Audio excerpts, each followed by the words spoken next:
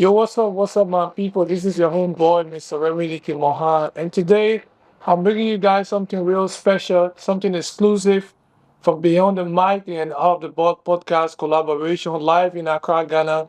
And we have a special guest from the US. But before we even dive into the introduction of our guest, I will allow my co-host to introduce himself, then we get started with the show. Gabriel Ishmael Out of the Box podcast. We have a tradition.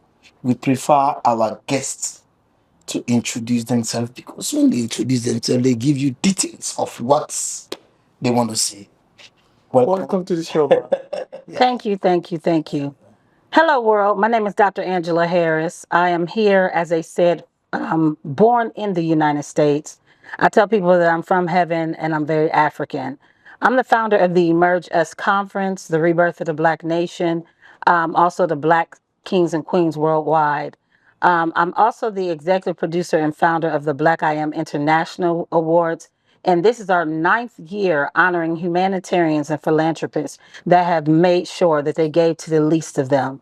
So that's who I am. Thank you so much for having me on your show. Wow. Awesome. We are glad to have you on our show, man. How does it feel being in Africa, precisely Accra, Ghana? Well, to answer that question would be kind of weird for me because I feel more at home here Okay. than I do in the United States of America. So being in Accra, because I do travel around Africa, Nigeria is like my second home. Right. Ghana is becoming that now, but because I've been here more this year than I've been anywhere. It's very amazing. Ghana is Ghana. The only thing about Ghana that I'm questioning right now is the value of that they put on America, even in the currency of America. What I witness in Ghana is that they operate off of U.S. dollars, but their economy is still operating off of CDs, which does not make it favorable for those who live here. Right. So, guys, today we are discussing Africa. Our guest here is in Ghana for the Emerge Us conference. So, basically, everything we are going to be discussing here today is going to be strictly about Africa. How can we emerge Africa to become one? We have been preaching this message to our people, telling them we want to have one Africa, one currency, and one language that we all speak. So today we're going to basically discuss everything about Africa. So we go to our first question, man. So you being an African who grew up in the U.S. and you have seen some of the challenges that we Africans face.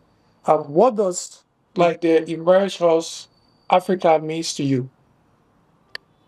I don't know if you're ready for the answer to that, but I'm going to give it to you anyway. Emerge us from the point of view and the lenses of my eyes and my heart means something totally different than what we've seen over the years of Africa. Okay. The first thing that I want to say is that Africa could never be a third world. It's really the first world because it's the first account of life. Right. So, emerging the intelligence of what was before versus what has been fed to us is one of the main things. And you have to do that through spirituality, Right. by having a relationship with the one that gives you life every day, understanding that before you were even born, there was something that you were predestined to do. And if you're not doing that portion of your life, then you're not even living, you're just existing. Right. That's the first thing. As you tap into who you are, then you tap into the economic value of what Africa is. Right. If Africa is the first account of life, then how dare Africa accept being a third world country or continent? It makes no sense. Africa is the first of everything. The resources in Africa runs its whole entire world. But what has happened is Africa has allowed themselves to be prostituted. Right. I said earlier today to someone else, wherever there's a fake, there's an original. Right. Africa is the original. Africa is the original because it started life. The mother nature, everything that we can think of, it started right here in Africa. But over time, because of the prostituted mentality that was fed to us, that we adopted, first of all, by enslaving one another, let's get to the truth. Right. See, a lot of people don't want the truth. What I understand is if you know the truth, then the truth shall set you free. A lot of people don't understand that Africa has been the catalyst Mm. of not being as powerful, being very powerful in the ability, but operating powerless. Right. The reason why I say that is because Africa allows for people to come from the outside to take what needs to be manifested on the inside of Africa. That's deep. If Africa allows Africa to be Africa, then they take back what was stolen and they make those on the outside need what's here, the natural resources, the gold, the oil, the precious stones. I mean, all of the things that Africa, the land. There's no land in this world that's like the African land. Right. But over time, Africa has lost its mental value. So it calculates into the spiritual value, it calculates into economic value, and now you see Africa struggling to even be great. We got to make Africa great again. Right. Right. Mr. Ishmael. Yeah, Um, yeah. After the triumphant success of the civil rights movement and the demise of Martin Luther King Jr., I was shocked when I saw Obama was elected and Reverend Jesse Jackson was shedding tears of joy. We had an African in the White House, but nothing has changed. Why? For the African. First of all, my focus is not the White House. The White House is one of those fakes when there's an original. Africa is the Black House. And the Black House, not meaning of color. Black, anytime that I announce it, means beautiful, living, ancestor controlling kingdom. Okay. So Africa is the heart of it all. When you start talking about politics of the United States, you might not want to have me on your show because there's going to be a lot of controversy regarding it because I'm going to say what I want to say, how I want to say it, and when I want to say it. Okay. When it comes to Obama, first of all, that was a puppet.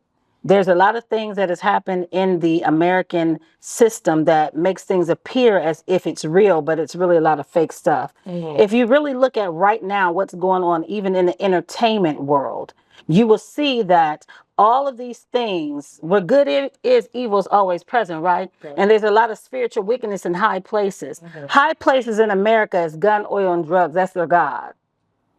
Guns, oil, and drugs. God, God, for America.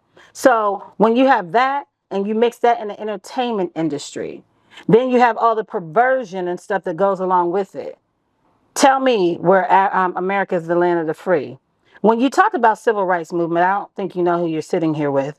I'm the first woman president of Dr. Martin Luther King's organization ever, Okay. of the SCLC. I was the first woman president of a lot of different movements in America, the United Coalition for Humanities. And I also am one of those people who went on the back end to write about what our problem is. When we talk about the civil rights movement, that's our problem. We shall overcome when. See, the problem is that there's a lot of people, and we've been marching and marching and marching, but nothing has changed. Why? Because the mentality has not changed. And see, connecting that mentality with Africa's mentality is why we are, as a people, the way that we are, so divided and separated. Wow. wow. So we shall overcome someday, but we're still allowing people to take advantage of us, to take control of us, to draw us against each other instead of collaborating us as one. That's one thing. Bob Marley said one love, right? When is there really going to be one love? And what is that love? How can you love your brother or your sister when you don't even know to love you? Your inner man has to be the first trigger of change. And when you have a lot of people that are clueless to that, then you have the same thing going around like a 360. One thing about 360 is that it starts at a place and it ends at the same place. We have to get to a point of doing a 180 turn. Right. 180, you start one place, you end up in another place, and you're going to your destination. So, America, when we talk about America, we have to understand that a lot of Africans have this vision, this false vision of that being the land of the free. No, what America has done is it has stolen all of the values of Africa, made Africa feel that Africa was not it, and Africans adopted it. Right. The people on the outside of Africa know the value of Africa more than the people on the inside.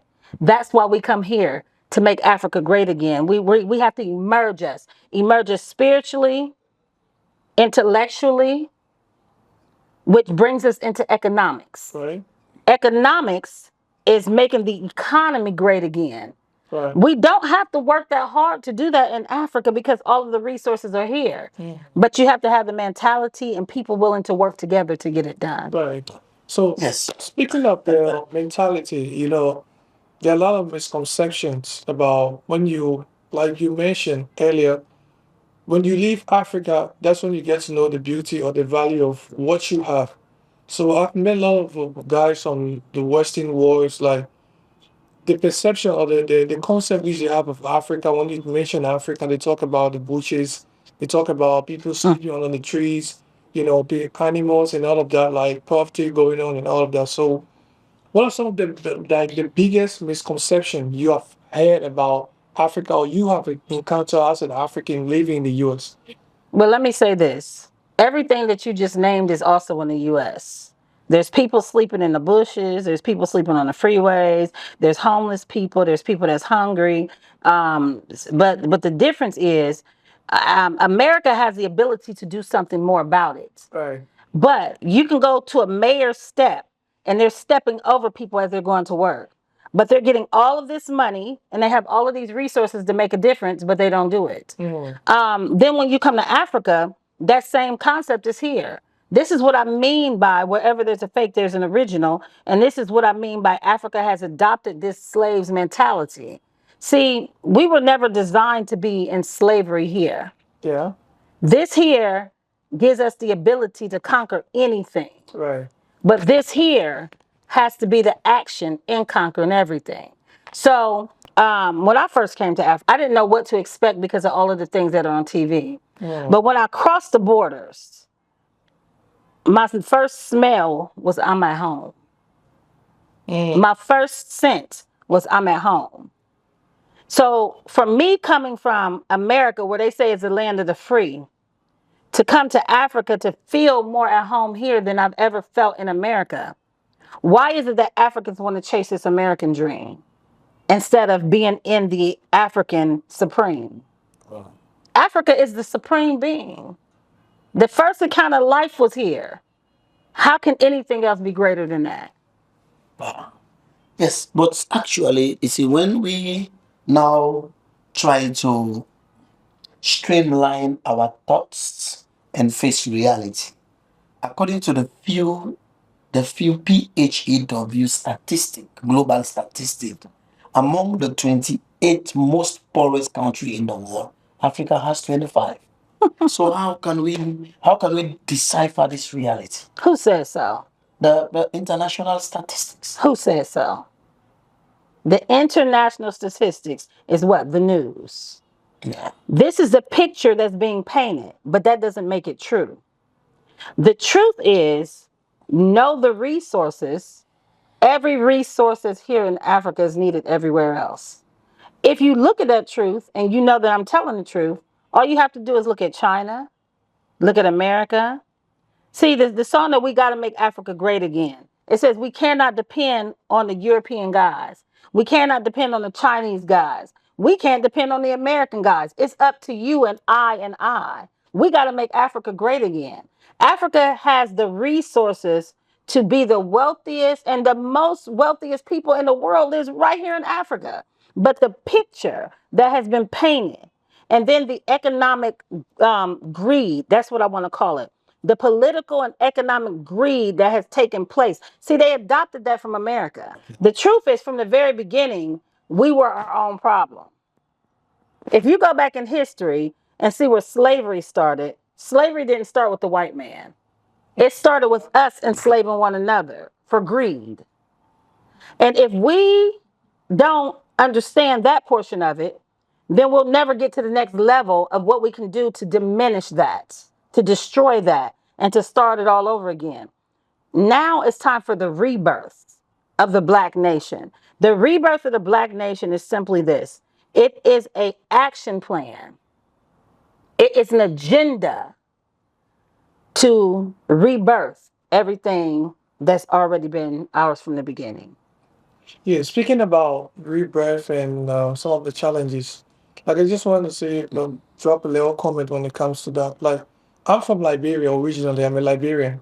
So we are approximately 6 million people and we have all of the resources.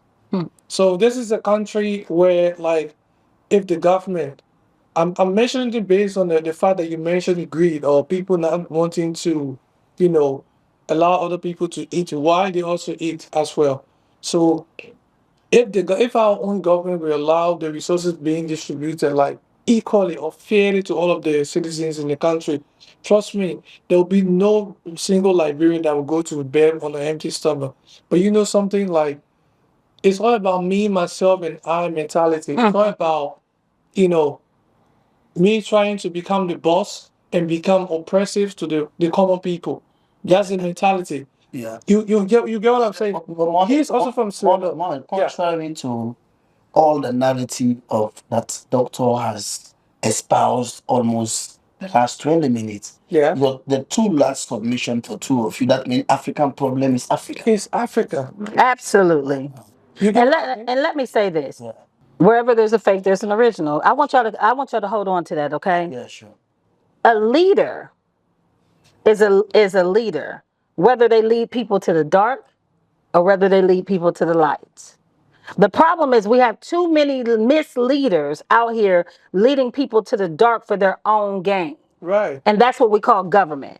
But remember, in the Quran, in the Torah, and in the Quran, the Torah, and in the Bible, it says that spiritual wickedness is in high places. Right.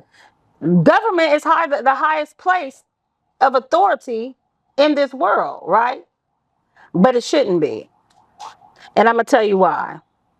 If the people step up without fear, fear is false evidence appearing real. If the people step up, understanding that nobody is promised tomorrow.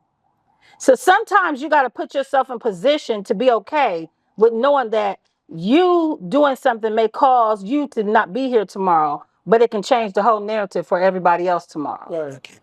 We have to get to the point that we don't fear death, we don't fear people, we don't fear places, and we don't fear things. Another thing that has been messed up in Africa is that Africa, all of the things that's supposed to be good, because of the greed and the negative influence of it, they have turned it into witchery or into diabolical things that hurt people. So what do you think have to change for African to emerge? The heart of the people. You have to know that you have an accountability that you were predestined for before you were even born. Right. And in that accountability is the piece of the puzzle to bring us together again. When people get to the point of understanding that every day that we wake up, we can't wake ourselves up. So there's something that's higher than us that we have to submit to. That submission brings change. Right. So in short, like, you're trying to say we should be a responsible citizens and then hold ourselves responsible for our own action by, eradicating the way we think, the way we perceive things for our fellow Africans. Yeah, Mohammed, that is why I always love to connect to the Jamaican late Liche. Yeah. He said, emancipate yourself from mental slavery. Absolutely. None but ourselves can Ourselves. free our mind. Can free our mind. Let me say this. Listen to this. I got another nugget for you. Yeah. It's so many people out here that are so ignorant. And they're not ignorant because they have to be. They're ignorant because they choose to be. But I want to give this to everybody out there. While you're looking for all the books that's missing in the Bible, the Quran, the Torah, all of these things that people are saying, stop ignoring the number one book that you're accountable for. And that's the book of your life. Yeah. Every last one of us have a book called our life that we're accountable for. Yeah. If you don't find yourself, know who you are, push for what you were already predestined to be, Right. then you don't live, you only exist. And if we were going to get biblical, you would be one of those people that said, Lord, Lord, I did this in your name. I did that in your name. He said, get away from me, you workers of iniquity. I never knew you. Right. It's the gospel of And the reason why is because how can I know somebody that I didn't create? When you start allowing for your faith to override your original, you also disconnect from the source of life. Wow. Hi, viewers. We are thanking her for pouring out. We even got more than we bargained for. So, Mohammed, what's your final question? This is actually the conversation is really deep Yeah. and interesting. I think this is an eye opening, not just an eye opening, but it also enlightening the minds of Africans to Yeah. know exactly what they have, the value of Africa, and to Yeah. love ourselves. I love it, and I appreciate you for coming on the show. Yeah. It was really. But before we take a leave of you, there's one last question that I want to ask you because there's one other particular key factor that the Westerners they are using towards Africa. That is the media. That's one powerful tool that they use, you know, to like when they come to Africa, they don't go to places where they have skyscrapers, they have people sleeping in, comfortable homes and all of that. They go to the bushes and out of where you have huts and unpleasant structures to show to the media. So Africans in the diaspora, like they are fighting to come back here. They feel like, okay, this is what going on here and this is what going on. So how can we Africans, paint Africa the actual picture of our continent, to that of those who are outside in the media? How can we achieve this as Africans? Well, see, the thing is that when we keep focus on the outsiders, that's where we fail. Our stories need to be told by us. We need to start evoking a presence in the media, and we have the ability to do it.